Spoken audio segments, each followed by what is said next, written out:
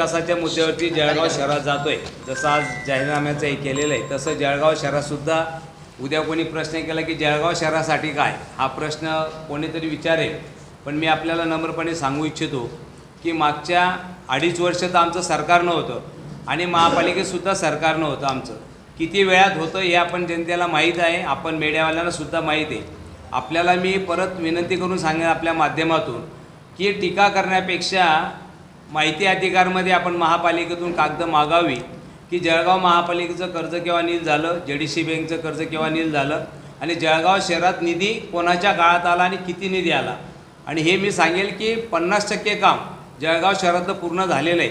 25% कामं भूमिपूजन वगैरे होईल, कामं सुरू आहेत आणि राहिलेले 25% कामं आम्ही जनतेच्या आशीर्वादाने येणाऱ्या काळामध्ये करणार आहोत.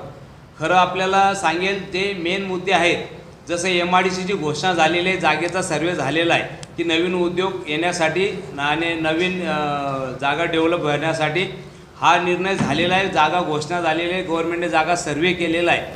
दुसरं जळगाव शहरातले जे ब्रिज आहे, आसोदा गेटचा ब्रिज असेल तो सुरू झालेला आहे. पिंपरा गेट आणि सुरत गेटचा जो पूल होता तो ब्रिज सुरू झालेला आहे. शिवाजीनगरचा ब्रिज सुरू झालेला आहे. शिव कॉलनीतल्या ब्रिजचं भूमिपूजन सुरू झालेलं आहे, म्हणजे त्याचंही काम झालेलं आहे. समांतर रस्त्याला 55 ते 60 कोटी निधी आलेला आहे, भूमिपूजन झालेलं आहे, त्याचे कामं सुरू झालेली आहेत. हे सर्व आपल्या डोळ्यासमोर चित्र आहे. काही राहिलेले रस्ते याच्यामध्ये सुद्धा आम्ही जळगाव महापालिकेच्या ठराव करून त्यावेळेला महायुती सरकारमध्ये एक 129 कोटीचा, एक 50 कोटीचा आणि एक 25 कोटी असे 3 प्रस्ताव आमचे तिथे म्हणजे मंजुरी घेऊन तिथे राहिलेले आहेत. येणाऱ्या काळात ते झाले तर आमचे राहिलेले 25% कामंसुद्धा पूर्ण होणार आहेत. आणि हा निधी बघितला असेल तर राज्य सरकारने हा निधी दिला आहे. महापालिकेचा थोडाफार शेअर असेल त्याच्यात, पण 80-90% हा निधी राज्य सरकारकडून आम्ही आणलेला आहे.